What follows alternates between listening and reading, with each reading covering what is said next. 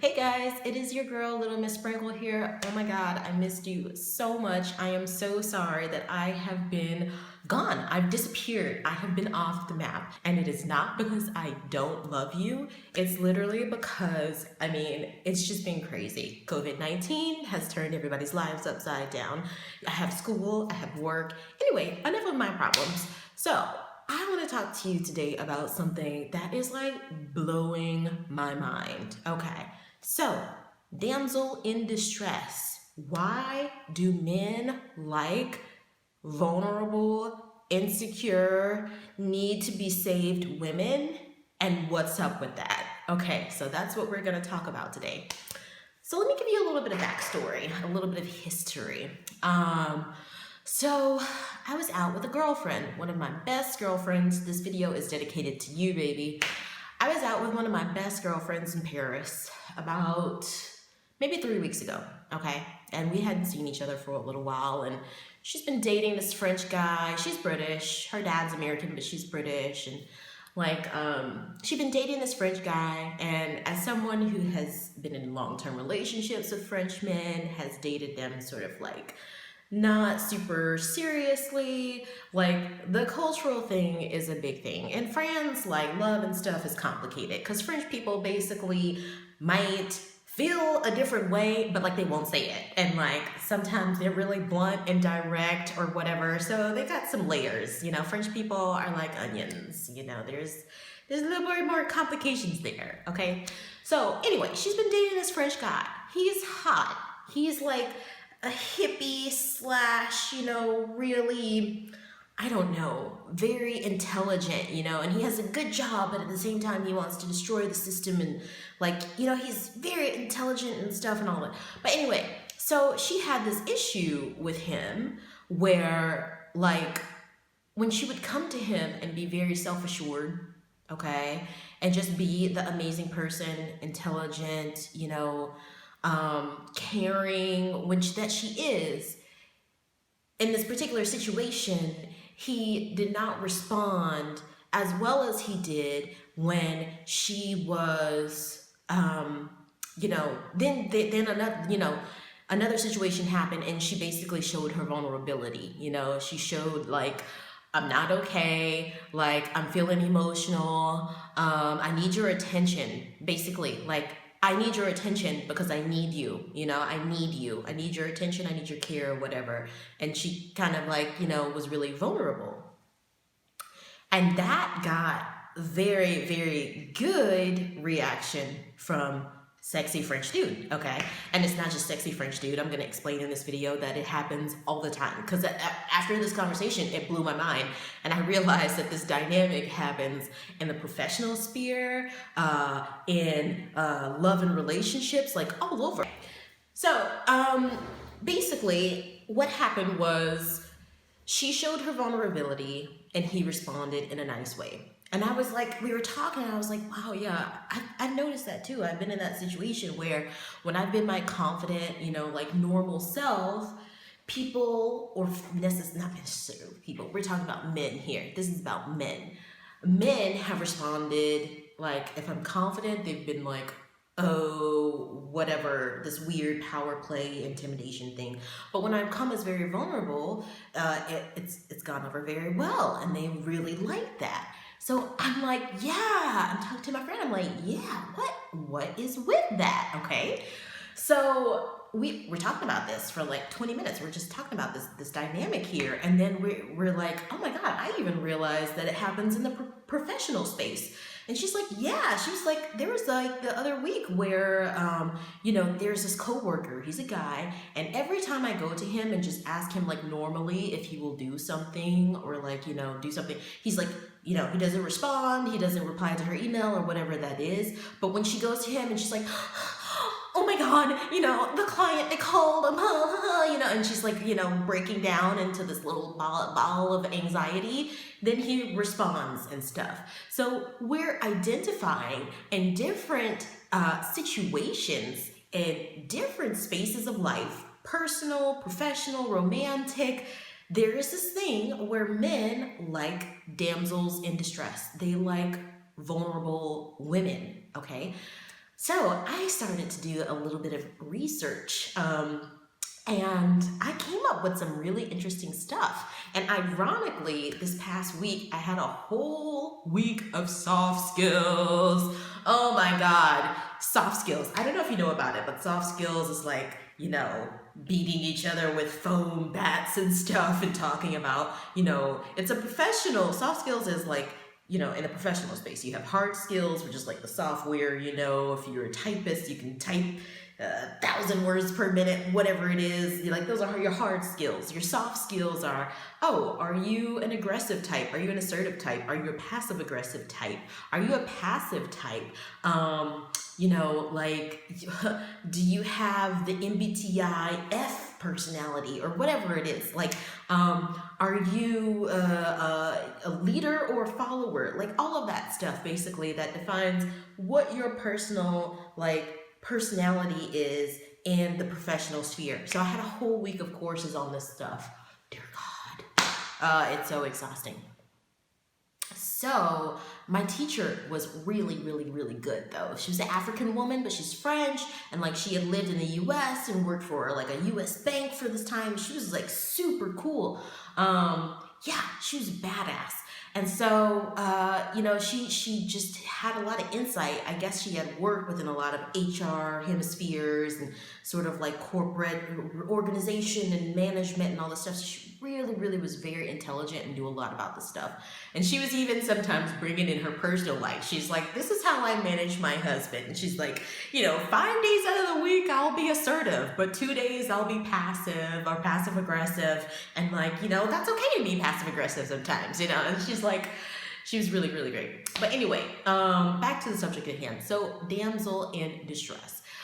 Basically, men have a various little things within them, psychological things that come back from caveman times that make them really like women who are damsels in distress. So we're gonna go through those today.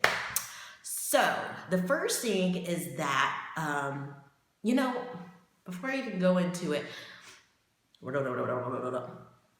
so this damsel in distress thing, it had really, really been on my mind, I have been thinking about it a lot. And I even had a situation with a friend very recently, just a platonic friend, who is kind of a hard ass, sometimes is very difficult to just communicate with. There was this one day, this incident happened. I won't go into the details just to protect, people and situations and stuff. But basically, this had occurred, this damsel in distress thing. When I'm coming to this friend and I'm just normal, I'm my normal self, I'm just communicating normally, expressing feelings of wants, of needs, of expectations normally, confidently, not insecure, whatever. Sometimes I get backlash. Like I said, this friend can be a bit of a hard ass. But there was this one day where, again, I won't go into the situation of what happened, but basically I was in that space. I was in that damsel in distress space, and I was very vulnerable, and there was just stuff happening, and I got very emotional, and this friend, clicked into action, and he was, very, very, understandable and compassionate and kind of checking in and helping me and all of that stuff.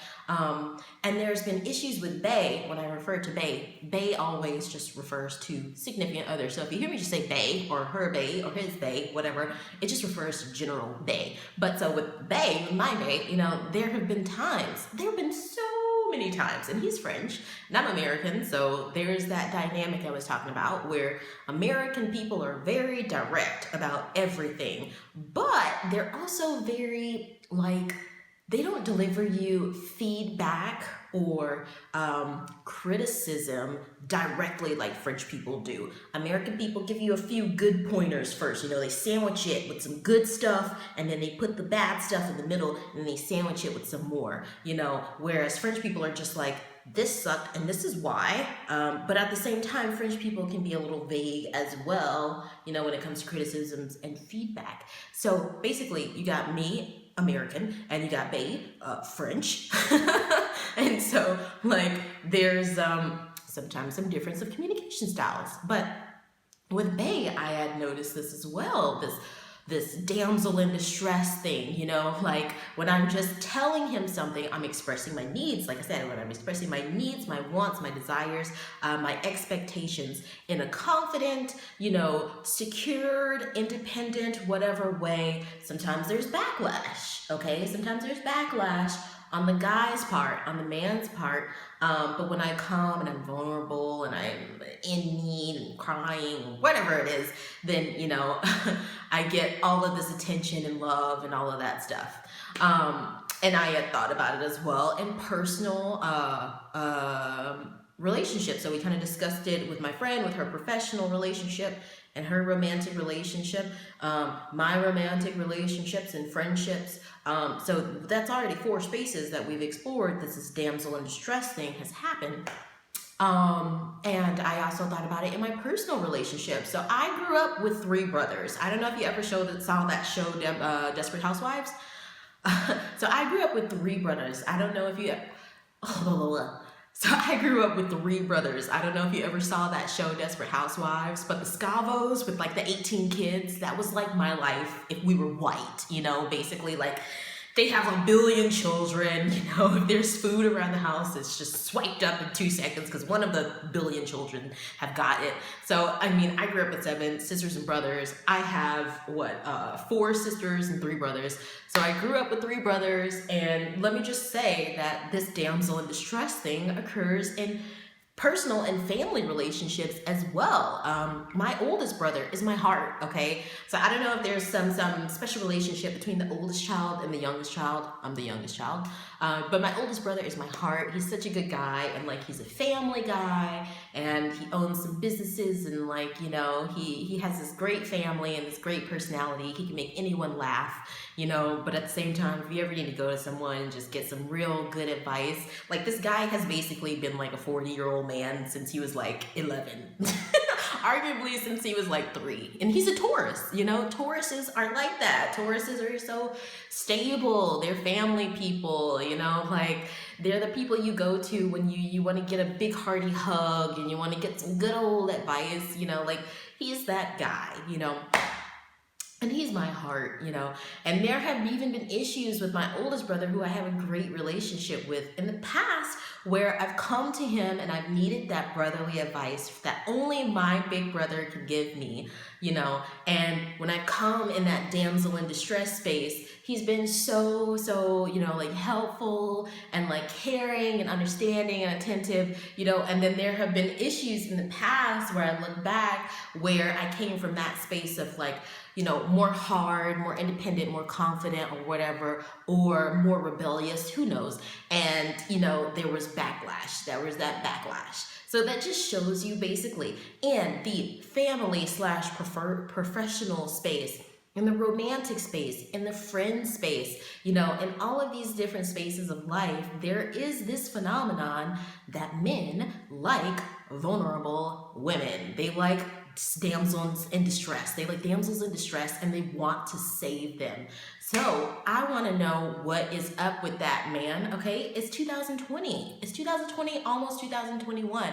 Like, we should be past this. Women should be able to be independent and confident and still also be vulnerable. And men should appeal to both sides of their personalities and vice versa. You know, men should be able to be vulnerable, which, you know, socially and historically, they have a big problem with is being vulnerable and being emotional. So men should also feel safe to be both vulnerable and to be both, you know, confident and independent or whatever that may be. So both of us should be able to appeal to both sides of one another, you know, you would think in 2020. So anyway, I did some research and I'm basically going to give you a few reasons why men like damsels in distress. Maybe it'll help you in your romantic relationships. Maybe it'll help you in your personal relationships or whatever it is. And then I'm going to make a little conclusion and just tell you what I've come to, the conclusion that I've come to in my mind, the logic that I've kind of come up with. So basically, the first thing is that men like damsels in distress because it makes them feel like a man, okay? Again, I know this is 2020 and this sounds like something from like 1950 or like caveman times, but psychologically it is so true. When a woman comes to a man and she's vulnerable and she's got problems, she needs help, them helping her makes them feel like a man. And this goes back to so many social and historical patterns that have just been beaten into men and women since the beginning of time. I'll give you a perfect popular culture example. Superhero movies. There's always a superhero punching off his cape, and he's got on, he's got this big chest with the S on his chest, and he's saving a woman from a telephone booth or whatever it is. I don't know.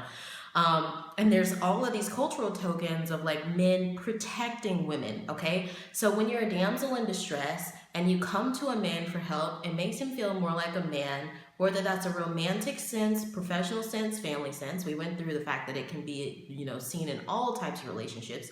It makes him feel like a man. It makes him feel like this knight in shining armor. Like he's protecting you, he's alleviating your problems. And that makes him feel really good. And if we remove the gender roles from that, as a woman, we have the same thing. As women, we have the same thing. It's not excluded to one gender. People, when they feel needed, they feel loved, okay? So that brings me to my next point.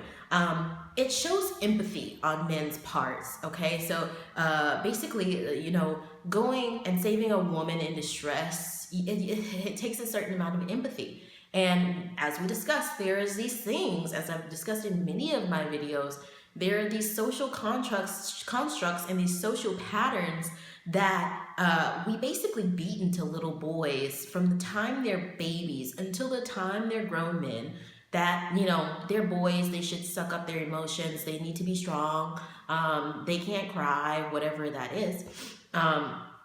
So when a man basically sees a woman being in this vulnerable damsel in distress state, it makes them feel empathy for them, and they want to show them compassion. And I want to even state, from my own personal opinion, because I do a lot of research and I really believe in energies and, good vibes and meditation and all that stuff. You guys know about that. I'm a very spiritual person. So I also think that there is this mirroring aspect that happens when in terms of empathy. So like sometimes men might not feel very comfortable in expressing their own emotions. Maybe one day they get out of bed and they just want to cry all day and like sleep all day and eat chocolate or whatever that is. Not to say that those things are, just specifically attributed to women. Again, this is 2020. I'll keep saying that. I'm not a cave woman. But sometimes, men don't do that. Instead of crying or whatever it might be, they go and work out, or they go play basketball or whatever that is, or play their video games or whatever. So when they see a woman basically being vulnerable, being emotional, they have a mirror effect with that. They see emotions basically that maybe they would want to evoke and maybe they would want to convey, but maybe they don't feel socially comfortable or whatever it is, or comfortable within this certain space to show those vulnerabilities. So they feel empathy with them, and they feel like relatable to them. And so that's when they also want to come in and help. So the other reason is that men feel like women like this are easy to dominate. So back again into these psychological social roles, like we're really getting into it now.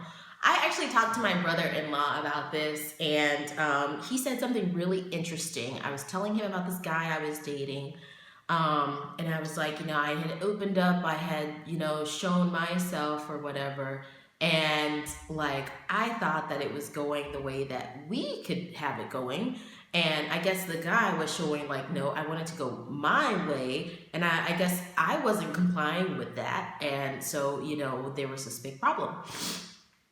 So my brother-in-law, who is also a marriage coach and like an imam and a personal fitness coach and all this stuff, who's really like all about this positive life or whatever, he's like, you know what? Men, when they get married, or he's like a very marriage, family man type guy. So of course it goes straight to marriage. But I think, of course, this can be blanketed over general relationships. It doesn't have to be two people engaged or whatever. But he's like, when men get married, they basically automatically want their wife to click into the space of just doing what they want them to do. And they want this perfect package of little wife who will just do what they say without doing the work to build up that trust, to build up that respect, where she actually wants to follow your lead, where she actually wants to build something together and put her trust in you to the point where she will respect your choices or whatever. And that like blew my mind. So women being in this damsel in distress place, men are like, oh, they can be easily dominated. So cool. I got a woman who's like maybe insecure because she's got some life problems going on, whatever it is. I can dominate her and not get any pushback very easily. So she's very easily susceptible. And so, it's not to say that that doesn't exist in spaces. We see that men feel better when they are in a position where they feel like a man, where they feel like they're the boss, they're the man in the family, and they can not dominate, but more sort of, like facilitate. They like to be the facilitator, the protector, the head of the family, the knight, the warrior. It goes back to that. If you like to do the tarot, think of the emperor card. He's sitting on his throne and he's very self-assured. He's a warrior. Okay, so that's what men like. It's not about domination and all that stuff as much as we want to make it. It's more just about feeling respect and feeling like, you've got that respect. So yeah, in conclusion for number 3, basically like, it's an ego boost. It's an ego boost because men get the opportunity to feel like they are the dominant one and they're the warrior protector of this small unit, even if the small unit is just 2 people. So the last reason, and then I'll kind of wrap it up and conclude. The last reason is basically that men find this to be an easily solvable situation. Okay, the last reason is that basically men feel like this is a easy problem solution situation. Okay, men are very logical creatures. They see a problem and they come up, and I'm, again, when I generalize with men, I really believe in energy. So you could be a woman with really, really masculine energy, or you could be a man with really feminine energy. So I'll rather say the masculine comportment is like very logical. So, they see a problem, and then, a very logical masculine yang type space of energy. So, they basically can see a problem and see a solution and just very logically see lists, almost in their head of like, okay, this is what needs to be done. This is what needs to be done. Boom, solution, done. Let's go home. Whereas women, it's a little bit more complicated. Or feminine energy, rather, feminine energy, yin energy is a little bit more complicated. So in that sense, basically, if a man sees a damsel in distress, he sees a very easy problem solution space. He very easily knows what problem solutions he needs to bring to alleviate, to remedy this situation, okay? So basically, if there's a damsel in distress situation, the man will basically come up with solutions that apply to this particular situation. So if the woman has no electricity in her house because she doesn't know how to work the light installations in her house, the man will come over with his toolbox, okay, and he will fix the light installations. Oh, you just had a problem with your circuit breaker. No problem with the electricity. Boom, bam, done. It's easy. Easy problem solution situation. Okay, so if the man comes and the woman's like, oh my God, I lost my job and I have no food. The man, he moves in. He's like, okay, we'll pay rent half and half. Baby, here's some McDonald's. Sit your little butt down. Eat this McDonald's.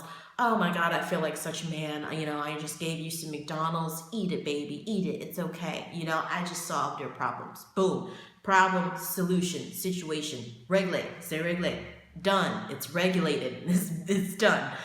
And you can come up with more simple, problem solution situations like that. But basically, that's how they see this. There's just a simple problem and there needs to be a simple solution. So it's something that men can easily wrap their head around. Whereas, maybe when men approach women who are these very hard creatures who don't have emotions, who are very difficult to approach, which I never ever recommend. This doesn't go to gender roles. I mean, this just goes to natural nature.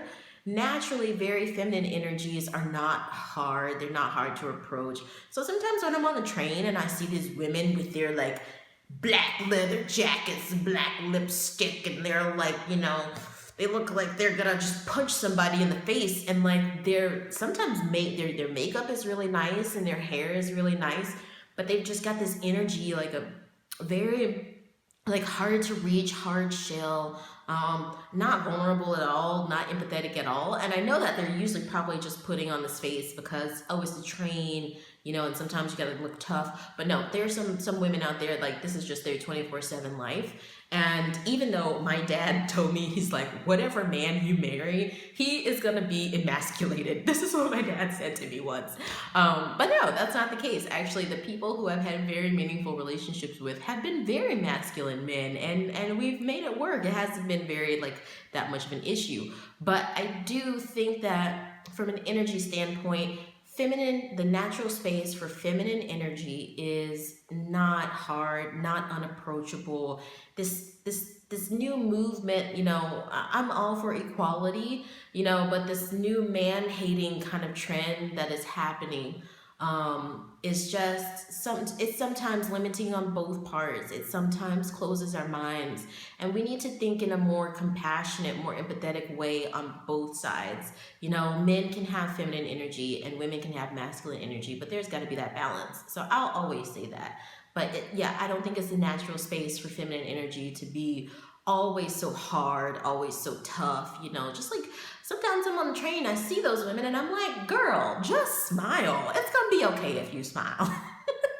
Anyway, so in conclusion, to wrap it all up, basically in many spaces of life, professional, personal, family, whatever it is, romantic, men like damsels in distress.